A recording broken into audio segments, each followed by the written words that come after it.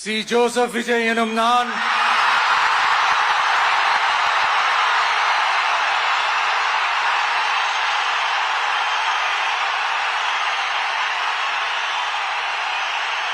சட்டப்படி அமைக்கப்பெற்ற இந்திய அரசியல் அமைப்பின்பால் உண்மையான நம்பிக்கையும் மாறா பற்றும் கொண்டிருப்பேன் என்றும்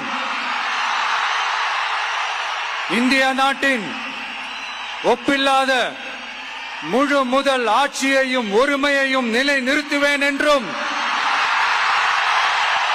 தமிழ்நாட்டு அரசின் முதலமைச்சராக உண்மையாகவும் உளச்சான்றின்படியும்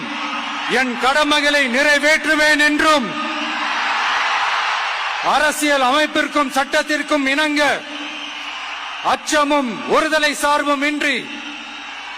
விருப்பு வெறுப்பை